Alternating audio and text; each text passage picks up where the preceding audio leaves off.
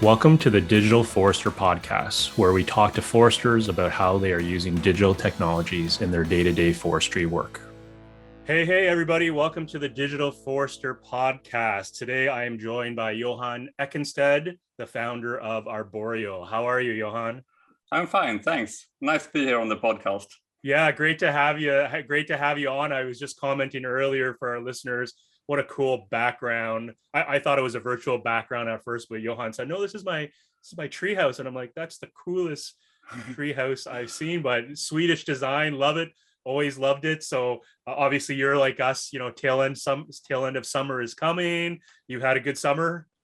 Yeah, it's a really good summer. It was hot and nice weather this summer, so it's been a lot of outdoors. Absolutely.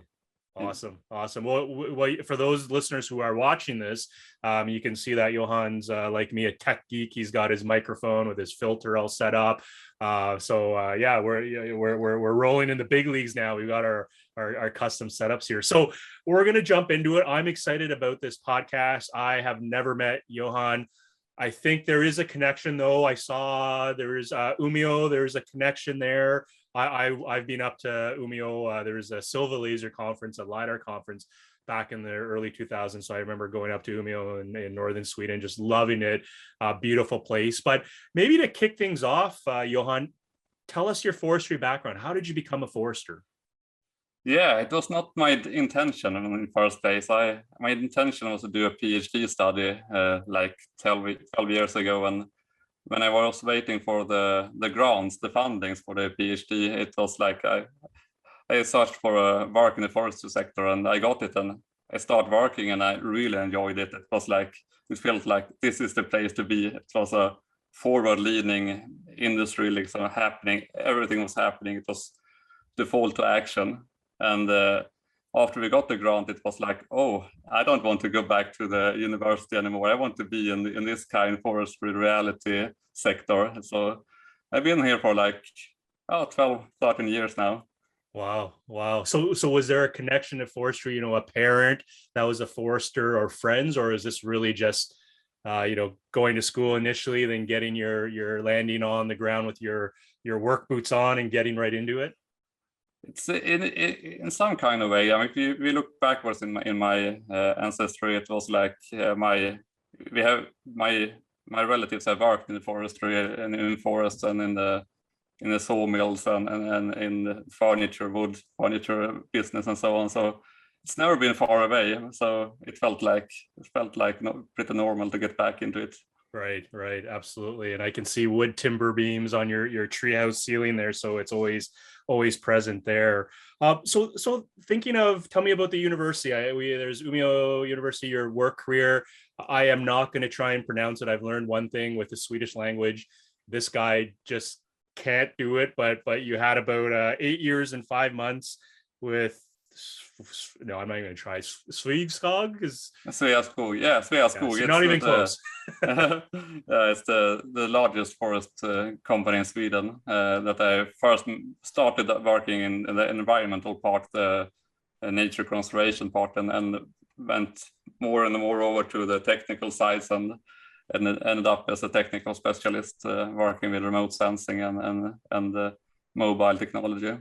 Wow. And so that mobile technology and remote sensing, again, how much did that like, were you a programmer in your younger days, or is this just stuff you picked up through time being a digital forester? It's always been some sort of programming. I think when I was young, I went in high school, I did some hobby programming and so on, but I never been really deep into it. It must be like maybe last 5-6 years that I worked first with Python and now mainly in Swift iOS development, that I really appreciate the tooling nowadays. If you compare how it is today and like 20 years ago, the tooling is incredible, and just searching on the internet and getting knowledge and learn each other and get it's such a difference between when you started out learning by books and trying to do it yourself. So big change. Yeah, absolutely. I still remember to my early computer science days where, a lot of text terminals and not these fancy predictive things. And even today with so much low code or no code, tools out there. It is quite amazing there. So thinking of Arboreal, it's a company that you founded. The entrepreneur side, to launch a company is not an easy thing. Not a lot of people do it. I know a lot of people look at entrepreneurship and it's this shiny star and it's so easy. Everybody does it and, retire on your 60-foot yacht. But most of us who are in the trenches day in, day out know that there's the highs, there's the lows, there's the roller coaster ride in between. But from an entrepreneurship, maybe tell us where the thought came from, how it started, and did you participate in different incubators or accelerators, or maybe tell us how Arboreal came to be? Yeah, it started mainly because I was 7 years ago when the drones, the UAVs was emerging and coming to the forestry sector. It was really interesting, and seeing that you could fly over a forest and take a lot of pictures and stitch them together and get the auto mosaic and the point cloud and so on. And I felt, oh, this is really, really cool. And then I thought, why not use the same technology by ground, that going out with your phone and take some pictures and stitch them together and get this point cloud. And I did that, and it took like 1 day to manage to fix all things, and it took a very long time. And then it was really sparse, bad point cloud. But you felt, okay, it's possible, but I couldn't tell a colleague or some friends in the forestries that you should do like this. But then 3-4 years ago, when the AR technology emerged, I saw that here they are creating a point cloud on the fly. Why not use that point cloud and go out and measure in that point cloud in real time in 60 frames per second? So that was the starting point. And then it tried out, and first we made an app that was a height meter, that you just measure the height of a tree. I mean, we are measuring a lot of heights in the forest, so it was a common problem that I wanted to solve. And the nice thing was that we combined an old way of you doing it. You go out and you put a taper on the trunk of the tree and go back and get a measurement and take some inclinations, and you get the height. But you could do that in the phone by the AR technology. So we released this first app, and it's been very nicely. Many people have enjoyed it and appreciated the feature to be able to always have the height meter in your pocket. Yeah, so maybe let me jump in here and let's back things up, because I think there's probably a lot of our listeners listening and going, okay, there's some terms here Johan's using that I'm not familiar with. So let's start with AR. What is AR? Why is it important to a forester? Yes, AR is augmented reality, and you want to put some digital objects on the reality. That's the main. This Pokemon that was popular a few years ago, where you could throw balls on digital monsters in your backyard. It was AR, so it was this merge of reality and this digital reality. And to do that, the tool, the phone, needs to get locality data from its surroundings and make a 3D map of everything in order to place this digital content on the phone. And that was the technology it was not meant for forestry. It was meant for enjoyment, games, and so on. And it's something that will be larger and larger. The big Tim Cook of Apple, he says that the next big thing will be this AR, and maybe this AR glasses, and that will come in a few years. And that will be a really interesting time to see what possibilities that technology will give us. Yeah. So what you're saying is I should have been paying more attention to my kids when they were playing Pokemon Go and Pikachu was jumping out from left, right, center, who knows, on the phone. I should have been paying more attention, because maybe there's ties of forestry. That's definitely interesting for sure. So thinking of, you mentioned using augmented reality, lidar technology. There's been previous speakers on this podcast that have talked about terrestrial lidar, even handheld lidar. This is something different. Like the iPhone that you're using, the 12 has a built-in lidar sensor. Maybe for our listeners who may not be aware of that, because whenever a forester hears lidar, they think helicopter or airplane per se. But maybe bring our listeners up to speed. What's in this iPhone 12? It's obviously not long ranging lidar. It's eye safe lidar, but what you mentioned point density. Maybe refresh our listeners. Yeah. What does it actually mean? Yeah. It's it's a lidar that emits 50,000 pulses each time, and it's 60 times a second. So it's a lot of data collection it makes every time, and I mean it's not a long range lidar. It's a range of 5 meters. It could get a little bit farther, but the good quality is below 5 meters. And it's using a technology that's called VCell. I don't know how to pronounce it really, but the idea is there. It's a very efficient way to emit laser points, but it's also sensitive to noise.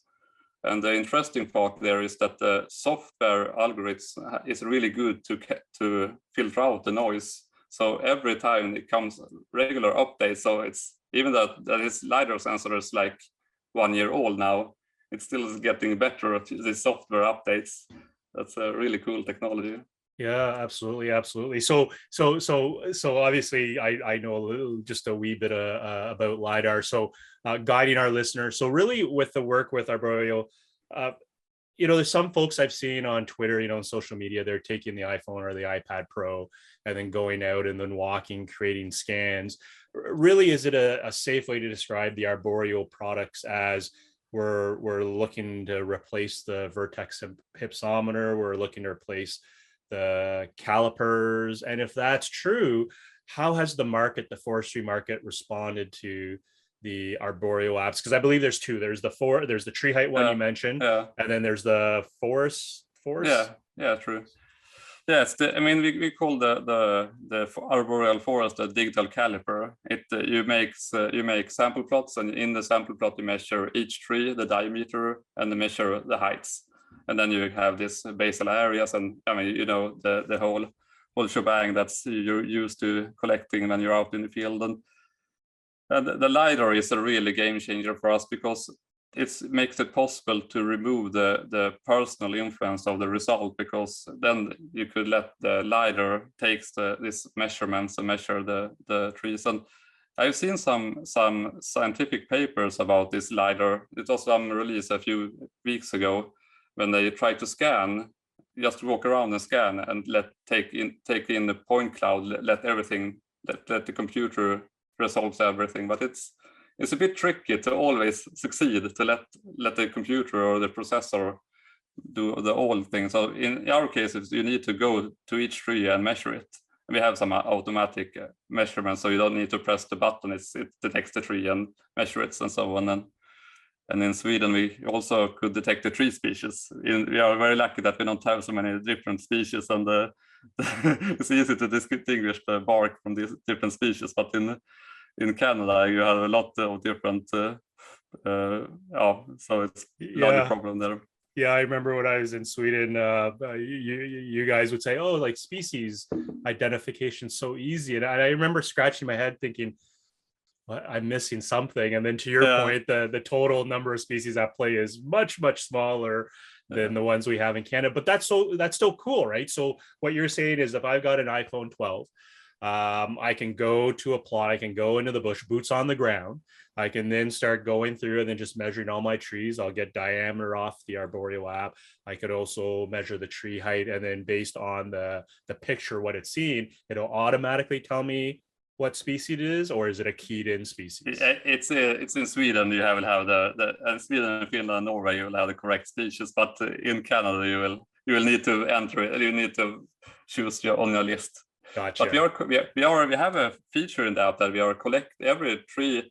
If the user give us permission to collect data, we take a picture of each tree he measures, so we get an image collection. So if you have many users and they let us use their pictures, we could train a model for new countries also. So in the future, maybe we'll have possibilities in more countries. So it depends on the user. Yeah. So it's like a crowdsourcing. Absolutely. Yeah, I love the idea if you can get people to crowdsource imagery, and then we're into that machine learning, deep learning space where we can train a model to recognize that. Always easier said than done. Canada, Yeah. we have winter just as you do. Well, I guess similarly to Sweden there. I have good friends in Stockholm, and so I visited them. I love Sweden, love going back there. So thinking of that, the birding question, I know a listener hearing Johan you speak, describe this app, guaranteed they're going to say, okay, but how accurate and precise it is. And I believe on social media, you had a post recently, and again, I should know how to pronounce this, but I don't. But Skogsford did an assessment, and then this is where you're going to say it, and I'll be like, yeah, I totally got it wrong again. But tell us about that independent accuracy assessment of arboreal forest tree height. It was Sveaskog that did an evaluation of the app, and they did use the lidar, and they used a method that they walked along a line, a transect, and measured all the trees within in 4 meters wide transect. And we think that is the best way to get an accurate area estimate, because you don't turn around, it's easier for a user to walk along a line instead of walking in a circle. It's not a natural way. But the result was very good, and the bias was incredibly low. It was like below 1 millimeter in bias on the diameter, and that was astonishing for me to see that it could be so good result. But you should also know that it depends on the bark structure on the trees, the diameter. If you have a very uneven bark structure with a lot of fragments on the bark, you have larger problems. And it is because of that it's a visual measurement. It's not when you have a manual caliper, you could press the calipers in different ways. But it was it felt very good to see this evaluation, because it proved that it was on the right way with our product. Yeah. So thinking of connecting the dots. So let's say, we're measuring DBH for trees, and let's say on average we're seeing about 20 centimeter DBH trees. From a precision point of view, what would you tell our listeners they can expect? It's 20 centimeters plus or minus what that expect. Yeah, the mean absolute error was about 4%.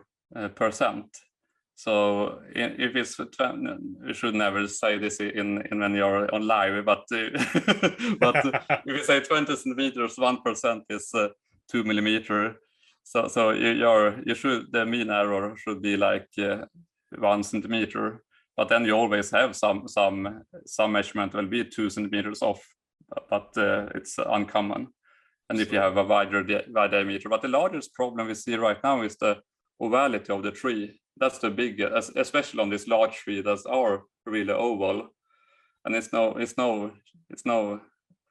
coincidence as a forester do this cross caliper measurements. They measure a tree from both sides if they want to have a really accurate assessment of the diameter. But if you measure a lot of tree, I mean the error is always going to the mean. Yeah, it'll converge for sure. So really with the Arboreal Forest app doing the DBH, you correct me if I'm wrong. So it's not scanning the actual tree trunk with the lidar. It's using its position in augmented reality space and AR space to infer what that diameter is. Is that accurate? It's a combination. It uses the lidar to measure the diameter. Okay. And in order to measure the area, it uses this AR technology, because you need to know if you're inside the plot or outside the plot. Right. So it's a combination, and but we still have some more information that we could use from the lidar. It feels like we are scratching the surface, and we have some features to look into. So maybe we could get a little lower error in the short future. Absolutely. So thinking of other people I've talked to work in the field, they're probably thinking, okay, Johan, this sounds great. How many iPhones do I have to take with me? I'm on a 10-hour shift. I'm assuming this is battery intensive, and so walk me through. I gotta, let's be kind. I'm a lazy forester. I'm saying this in jest or joking. I'm on an 8-hour shift. Who works an 8-hour shift? You got to drive out to the woods. You got to get set up. But let's just say, for argument's sake, I've got 8 hours of cruising. mensuration work I'm doing, will my iPhone 12 last me the whole day, or am I bringing in a backup power, or am I buying 5 iPhones to get me through that shift? We did when they did the evaluation. We didn't know. We don't see how will it go, and then we brought with us a power bank, but we never used it. But I think if you of course, if you will work 8 hours, no break, no, then it will be a problem. But it wasn't. I think there is no problem to 4 or 5 hours of use.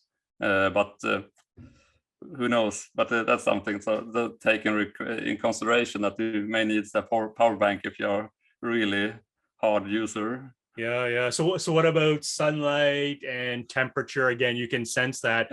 I've had these discussions with other foresters, because they're the ones they always ask, right? It's like, oh, it's really bright, Johan, is my iPhone going to overheat, or it's cold out, or it's too hot out? What is it going to work?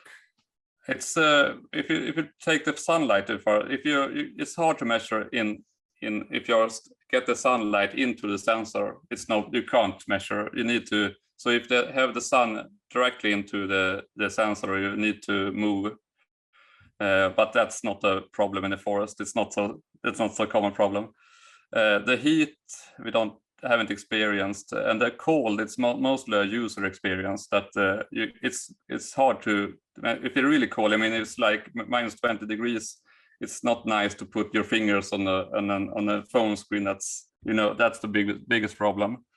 So, and it's, I think if you know how to use the limitations of mobile phones, that's the same for us. It's really cold. It's not nice to touch the screen. Yeah, absolutely, for sure. So also thinking of some of these questions I already know the answers to, but I know I'm representing the listeners when we're thinking about height measurements. I know you've posted on this, but slope, does it matter? No, and we had a few people have asked about this. Could we measure in the slopes? And I mean, when we did the algorithms, it's basic algorithms that you take 2 triangles and measure the distance and so on. But I was forced to go out and test it and prove it on a video, because it felt like there's no other way to show it, because if you just tell one, they don't believe you. You need to give them image proof. Yeah. So it works in slopes. Yeah, I laughed at that one, because you're like, all right, I'm perpendicular, now I'm parallel, and the numbers are it's the same. And you're actually right, we're trigonometry, right, and 101, pretty basic math that we're doing. And if you've used a vertex or a laser rangefinder, it's the same concepts there, like measure parallel to the slope, avoid being downslope from it. But again, I had to ask just to make sure. I knew you had thought about it. I'm sure other foresters have asked, but it literally works on your iPhone, so but it's a problem to measure in slopes, because it's harder to see the base of the tree, and it's more tricky, but it's so for everyone. Right, and it's doable, it's solvable for sure, absolutely. So thinking of your applications, and I believe I saw you got it certified with the U.S. Army, the GeoWin, so that's a big news, because often with defense organizations, it doesn't really matter which country, they have to be pre-certified before they're able to be used. Maybe tell us about the journey on that. Was that a walk in the park? It was really easy, or how did that process, that certification process, come about, and what has it done for Arboreal from a business revenue point of view? Yeah, it was felt unrealistic that they contacted us. The U.S. Army contacted us and wanted to use the height meter, and it was like, what are they going to use it for? It couldn't just be trees. It must be something else. So it was really you needed to submit the code to them so they could review everything. The source code. The source code. Wow. So it felt like, oh, should I really do this? But then it felt okay. why not? So it was, and we need to take away in normal cases, you have some network traffic from the app, and you have some data you collect and send to the cloud, and you could, but everything like that was forced to remove because that was a security risk. Yeah. So, but it's from after that, it was really, really cool because it was nice to be a part of the military. Yeah, very cool, very cool. So curious. I'm going to ask the burning question because I know I can already hear a few people I know very well in the forestry community already on my shoulder, probably chirping away. But Johan, I hate iPhones. I'm an Android guy. How do I use Arboreal Forest and Arboreal Tree Height with an Android phone? Yeah, hopefully you got something for me. Yeah. The good news, the height meter, we have the Android, but on Android you have the height meter.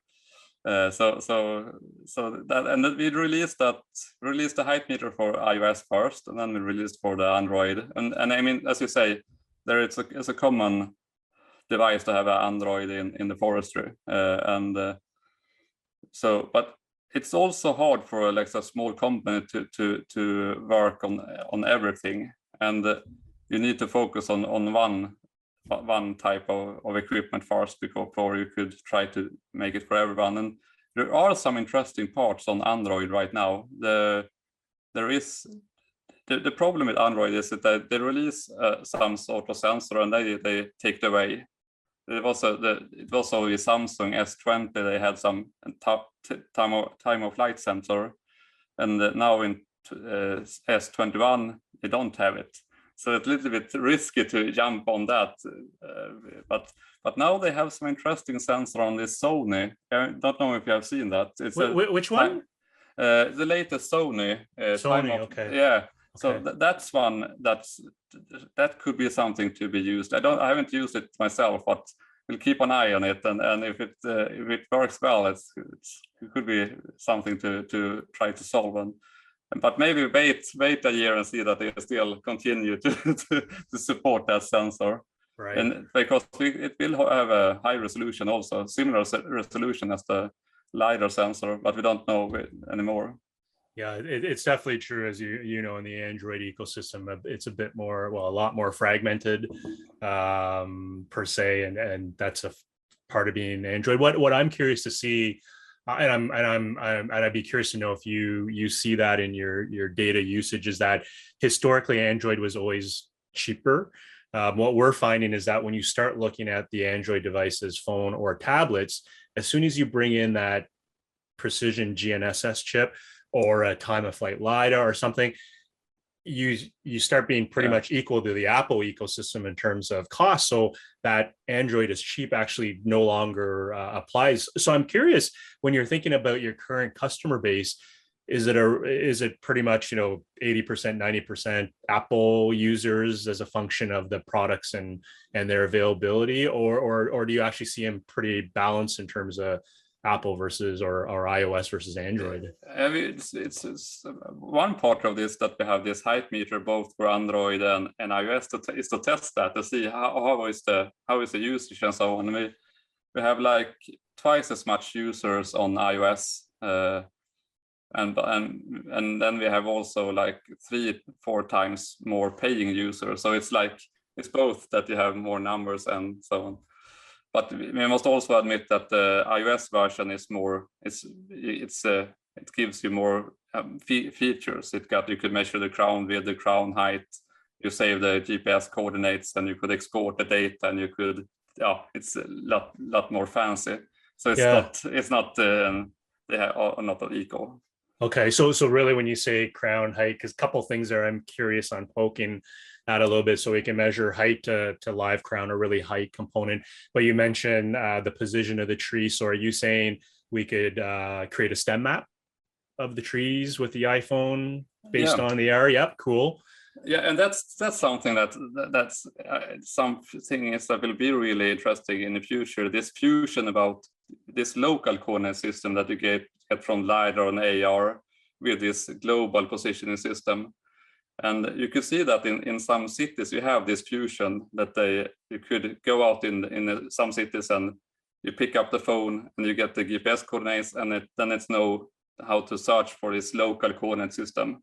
It's not so for a forestry yet, but sometimes in the future, maybe we could, because this local coordinate system is really precise if you compare it to the GPS. So that's something that I think will be great for the future, just for comparing maybe aerial data when you go out with lidar, and then we could have data from the ground with Arboreal collecting diameter and damages and species and so on, and then fusion that together.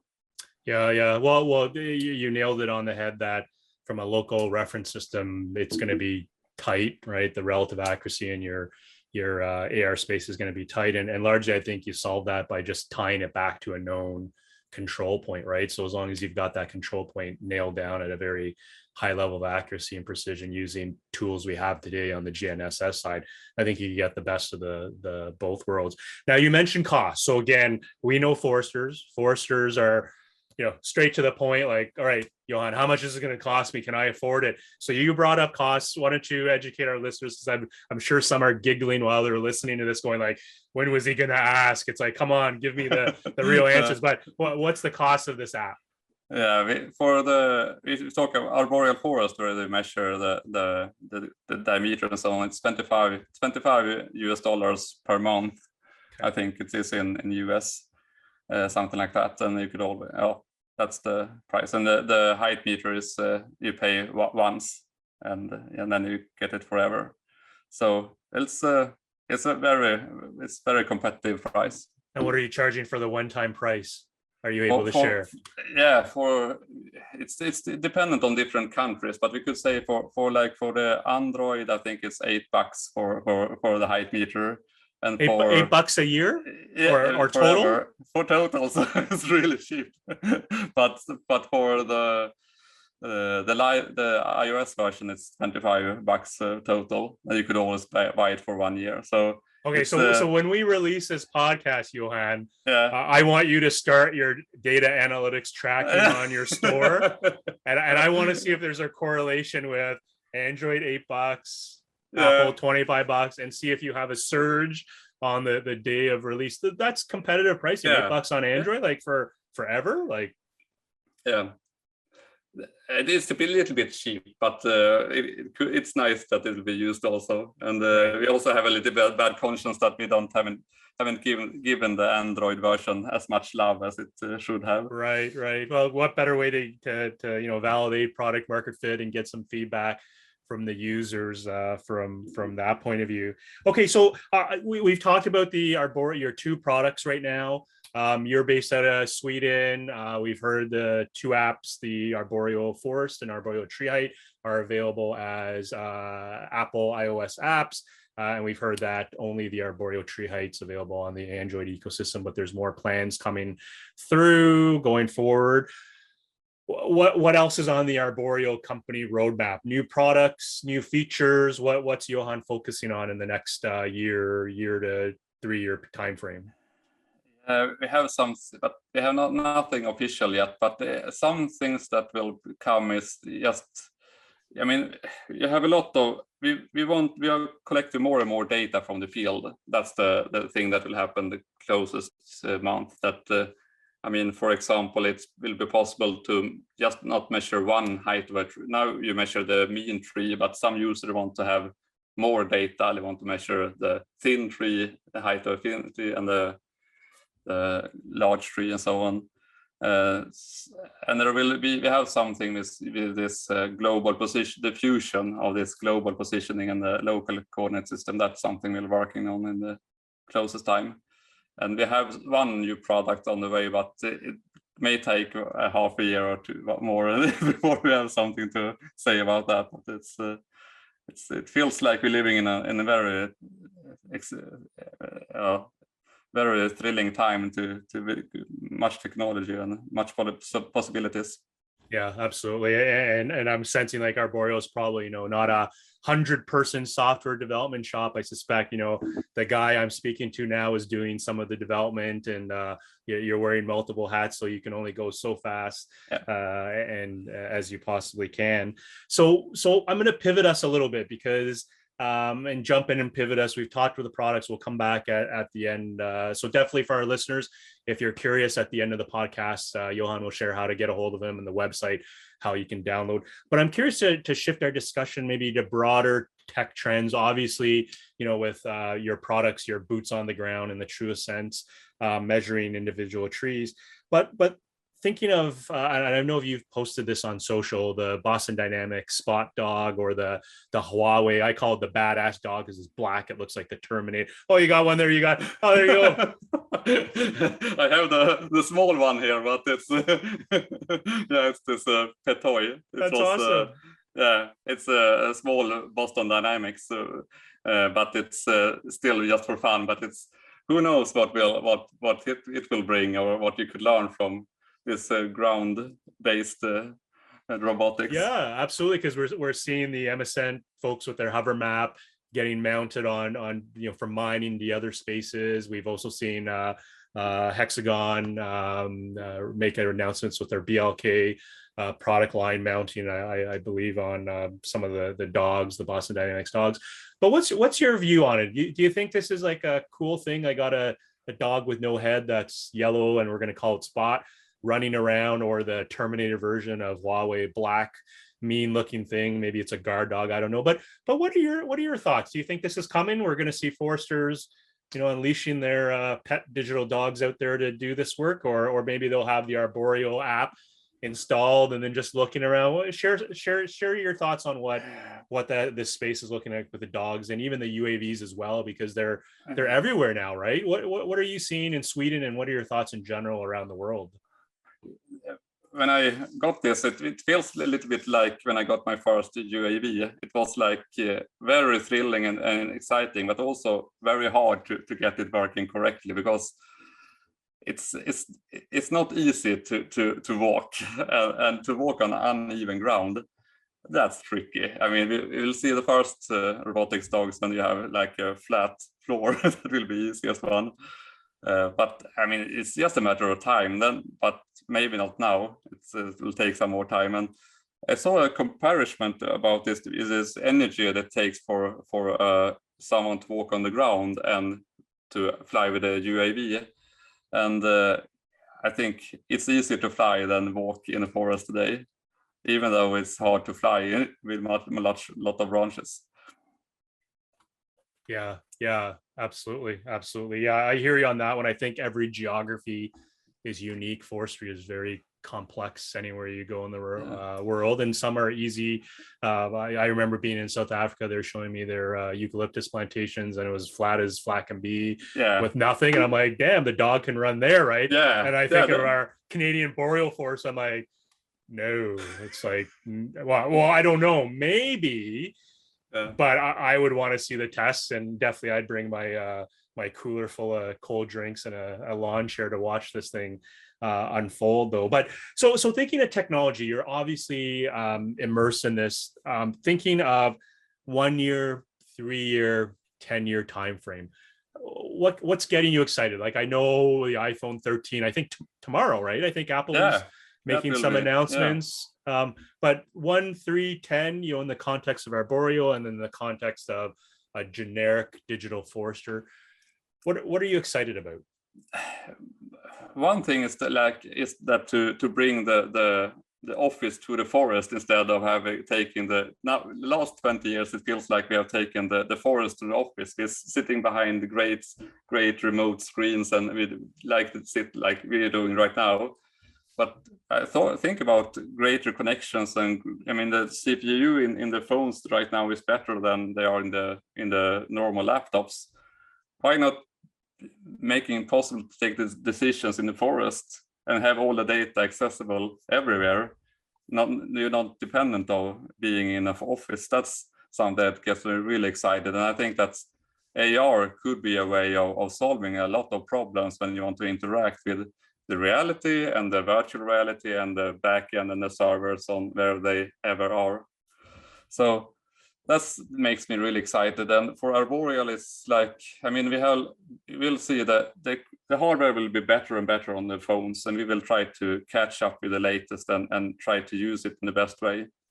because we are standing on the head of some giants. The tech giants, they give us great APIs and great hardware and great software that we could use.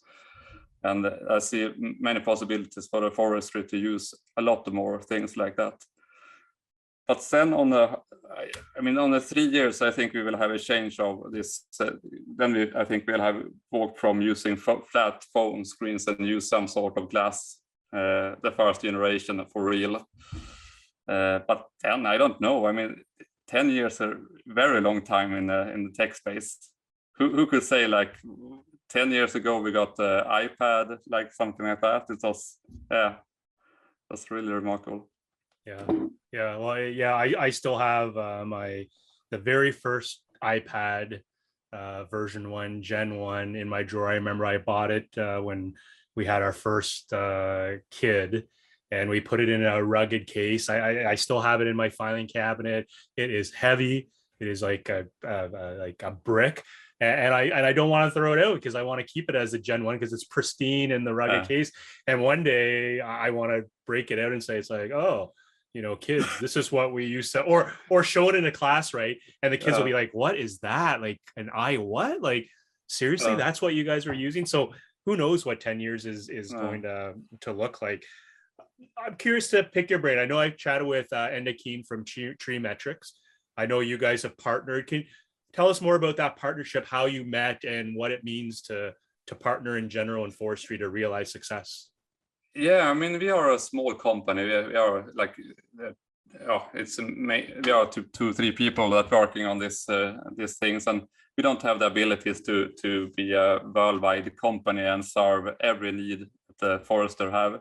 So I think partnership is really important. We want to focus on great tool on the devices in the field, and then get data to the user, and the user maybe need more analytics like taper equations for this species or mapping capabilities. And then we saw that this Treemetrics had a great product that could be used in conjunction with our data collection. And I think that's the way to go forward. Instead of we trying to make everything, we try to focus on making just the app the best possible and collect data with that. And then the user could either build something for themselves, or in this case, that Treemetrics give the possibilities for a user to using mapping capabilities or taper equations and cost analysis and so on. Right. So I think that's the way for us to go. Is don't spread too thin. You can't do everything. Yep. Being there, focus is important. Absolutely. Well, we want to help everybody and anybody. There's limited time, there's limited resource, and limited dollars at the end of the day, and agree with you wholeheartedly. So what I'm hearing is really Arboreal is focusing on the data collection, whether it's a Treemetrics solution. So I interviewed Enda maybe two pods ago for the listeners who want to go back and listen to that conversation. But really, it sounded like anything could be used, right? You're focusing on the data collect, whether someone's using an Esri product, open source, a Microsoft Power BI product, it really doesn't matter. You're just focusing on good, accurate, precise tree measurements or field measurements for that matter. So thinking of a forester who's like, you know what, this is great. I'm still old school, calipers, vertex axometer, and whatnot, and I want to try this out. What are there challenges that they might face in getting this operational? And if so, what are your pro tips on how to make that transition easy? Is there training, or is there self-help guides, or is it literally as easy as downloading a new song on your iPhone and you just click and off you go? I think you have done some tutorial videos how to use it, that you could take a look at them at first, because videos are a great way to learn. I mean, I learned a lot by looking at YouTube, and we try to do the same thing, that publish some tutorials there. And then it's trial and error. We try to make it as easy as possible, and if you have some questions, it's just to give us a mail or call us, and we'll try to make it even easier. It's a hard thing to try to change your way of work. That's the real challenge. If you're used to using manual calipers for 30 years. And to change, that could be a real problem. But the great thing with our product is that we are mimicking a traditional way. We're mimicking a way. If you're used to doing sample plots with circular or transect, it's like, okay, I recognize all steps. So in that case, you have a advantage that you have used traditional tools. Yeah, absolutely. So one of my last questions, maybe more at a broader macro scale, I'm curious to know your thoughts is recently in the news, Apple's, it seems like the FANGs are always in the news for some reason, whether cybersecurity or privacy or app store and payment. But Apple has recently been in the store or in the spotlight. I believe at some point they reduced a lot of the people I know who do mobile development, they call it the Apple tax or the Google tax on store things sold through the store, and they lowered it. But recently, I believe there's a decision made around making the stores more open for other payment types. So I'm basically opening up these historically closed stores.